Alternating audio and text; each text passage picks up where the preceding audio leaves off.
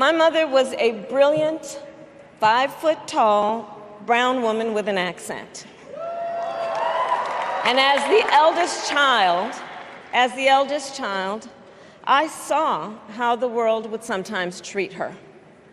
But my mother never lost her cool. She was tough, courageous, a trailblazer in the fight for women's health, and she taught Maya and me a lesson that Michelle mentioned the other night. She taught us to never complain about injustice, but do something about it. Do something about it.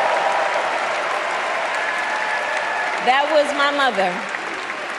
And she taught us, and she also taught us, and never do anything half-assed. And that is a direct quote. A direct quote. I grew up immersed in the ideals of the civil rights movement. My parents had met at a civil rights gathering, and they made sure that we learned about civil rights leaders, including the lawyers like Thurgood Marshall and Constance Baker Motley, those who battled in the courtroom to make real the promise of America. So at a young age, I decided I wanted to do that work. I wanted to be a lawyer. And when it came time to choose the type of law I would pursue, I reflected on a pivotal moment in my life. You see, when I was in high school, I started to notice something about my best friend, Wanda. She was sad at school, and there were times she didn't want to go home. So one day I asked if everything was all right, and she confided in me that she was being sexually abused by her stepfather. And I immediately told her she had to come stay with us, and she did. This is one of the reasons I became a prosecutor, to protect people like Wanda, because I believe everyone has a right to safety, to dignity, and to justice.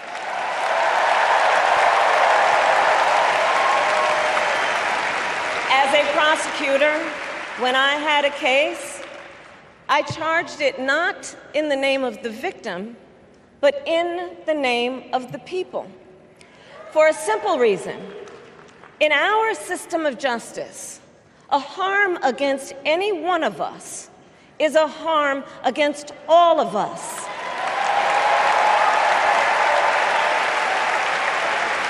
And I would often explain this to console survivors of crime, to remind them no one should be made to fight alone. We are all in this together. And every day in the courtroom, I stood proudly before a judge and I said 5 words: Kamala Harris for the people.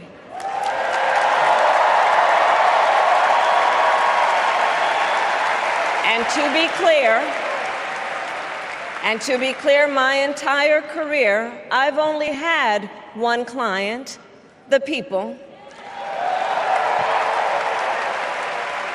And so, on behalf of the people, on behalf of every American, regardless of party, race, gender, or the language your grandmother speaks, on behalf of my mother and everyone who has ever set out on their own unlikely journey, on behalf of Americans like the people I grew up with, people who work hard, chase their dreams, and look out for one another, on behalf of everyone whose story could only be written in the greatest nation on earth, I accept your nomination to be President of the United States of America.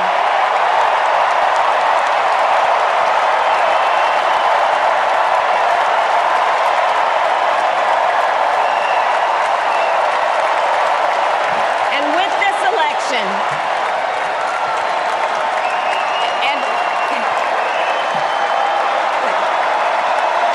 and with this election, our nation with this election has a precious, fleeting opportunity to move past the bitterness, cynicism, and divisive battles of the past, a chance to chart a new way forward. Not as members of any one party or faction, but as Americans. And let me say, I know there are people of various political views watching tonight, and I want you to know, I promise to be a president for all Americans. You know what else I love about Kamala? She gets it. We need to make life more affordable for working people. Yeah. Donald Trump, the felon, has no plans to lower costs for families. He doesn't know how, and basically, he doesn't really care. When did he ever fill up a gas tank or worry about a grocery bill? The only bills he worries about are from his criminal defense lawyers.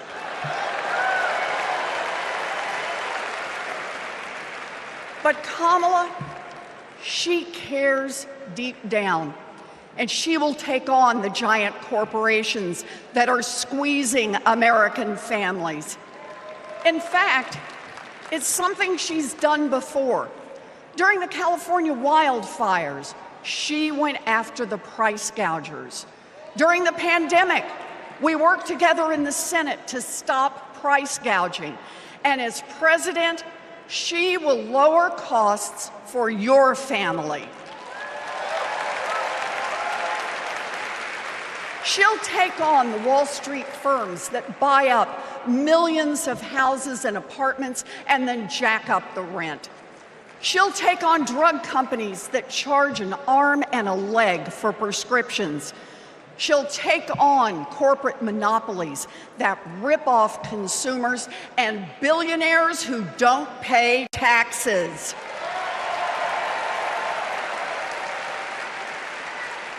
And she'll take on right-wing extremists who think they should decide who has access to abortion or IVF.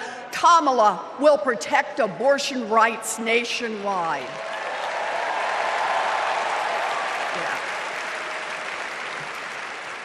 And there it is. Groceries, gas, housing, healthcare, taxes, abortion. Trust Donald Trump and J.D. Vance to look out for your family? Shoot, I wouldn't let those guys, I wouldn't trust them to move my couch. I want to now, since I was a teenager, I was mentored by Reverend Jesse Jackson. And Reverend Jackson taught us to fight for what's right. And now I want to bring out some young men that I fought for. I referred to them then, they were known as the Central Park Five. Now they're the Exonerated Five. Raymond Santana, Kevin Richardson, Yusef Salam, Corey Weiss, the Exonerated Five.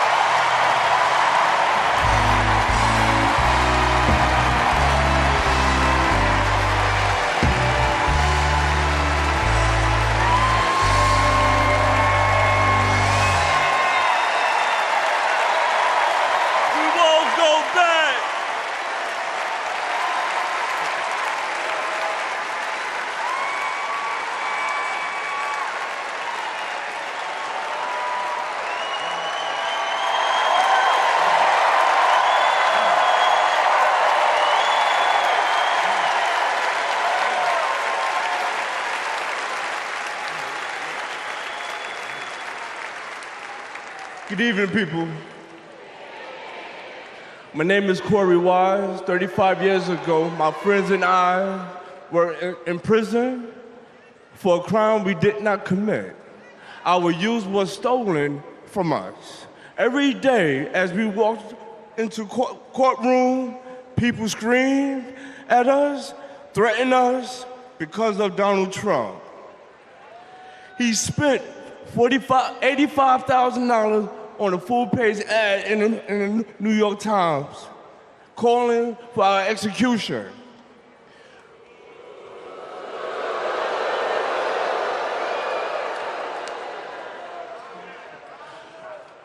We were innocent kids, but we served a total of 41 years in prison. Reverend Al Sharpton stood with us. Now, I'm proud to stand with him today.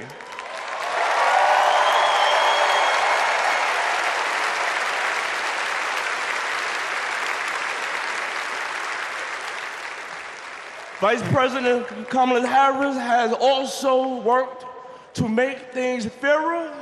I know she will do the same as president. Now prove that message. Okay, so listen. It's come to my attention that there are some folks who struggle or pretend to struggle with the proper pronunciation of our future president's name. So, hear me out. Confusion is understandable. Disrespect is not.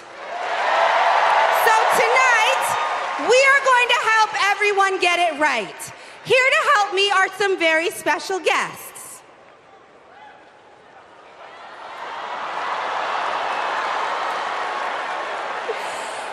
Thank you, ladies. Can you tell us your names? Hello, everybody. My name's Amara. And my name is Leela, her little sister. And what are you here to do? To teach you how to say your auntie's name.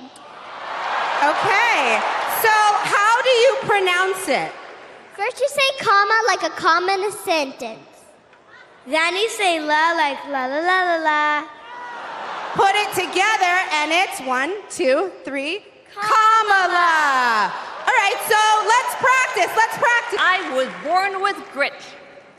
I grew up racing motorcycles, mucking stalls, and exploring the beautiful desert. I fell for an astronaut.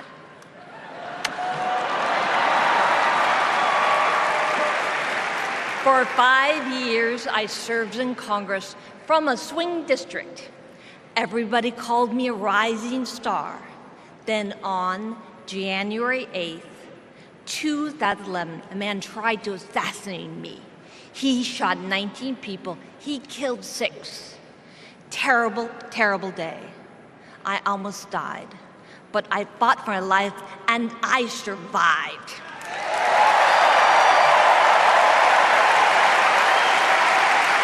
I learned to walk again, one step at a time. I learned to talk again, one word at a time.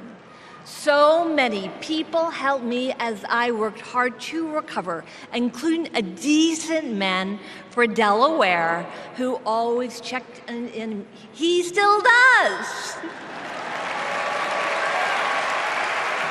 Thank you, Joe Biden. Thank you for everything. Joe is a great president. My friend Kamala will be a great president. She is tough. She has grit.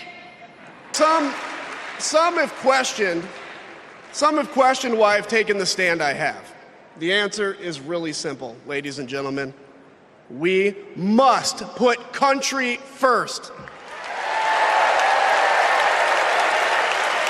And tonight, as a Republican speaking before you, I'm putting our country first.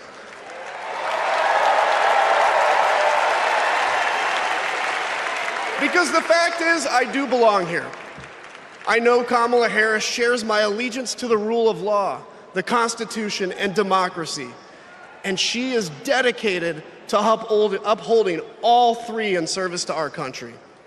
Whatever policies we disagree on pale in comparison with those fundamental matters of principle, of decency, and of fidelity to this nation.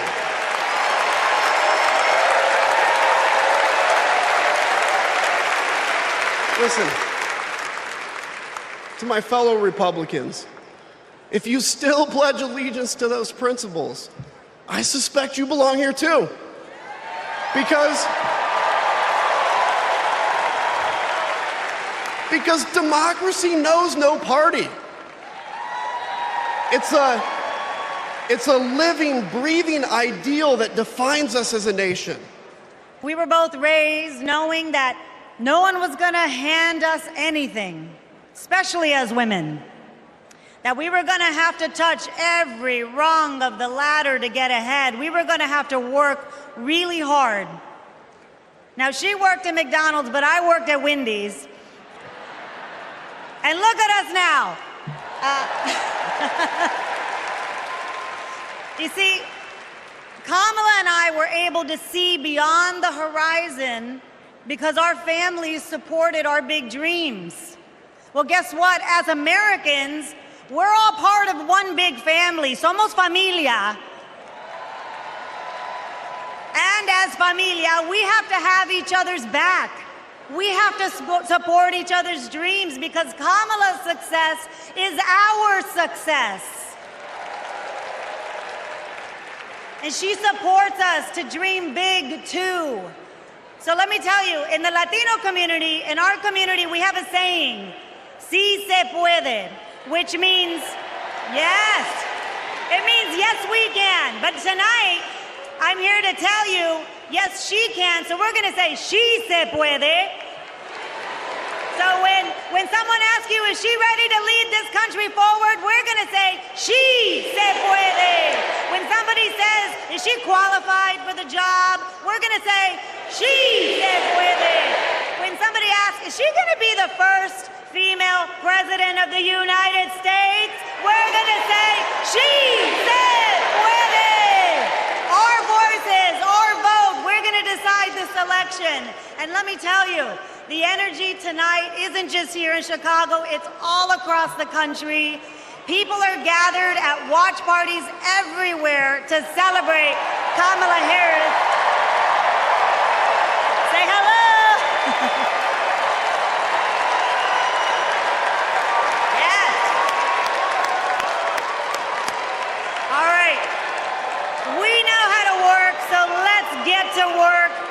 Let's turn all of this enthusiasm and joy into action. At 29, I joined the sandwich generation.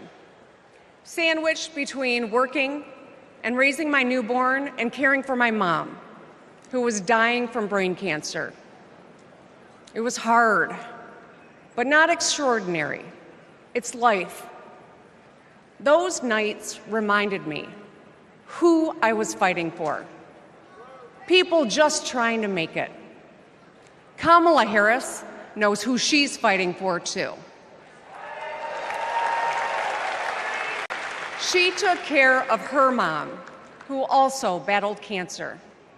As president, she'll fight to lower the cost of health care and elder care for every family. She's lived a life like ours. She knows us. Donald Trump doesn't know you at all. You think he understands that when your car breaks down, you can't get to work? No. His first word was probably chauffeur. You think he's ever had to take items out of the cart before checking out? Hell, you think he's ever been to a grocery store? That's what the chauffeur is for. We are living in a time when some are trying to divide us, to separate us in ways that make it difficult for us to come together. Well, look, my sister rejects that view. Where others push darkness, Kamala sees promise. Where others feel detachment, Kamala fosters connection. Where others want to drag us back to the past, my sister says, hold up now, we are not going back.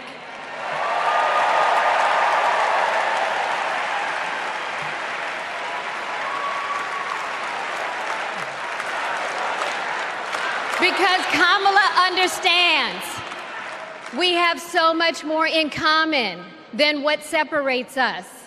She knows the measure of our success isn't just winning an election. It's about who we bring along and lift up in the process.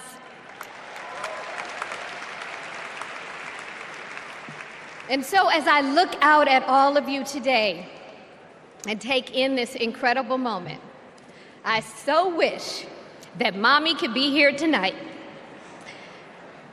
I can just see her smiling, saying how proud she is of Kamala.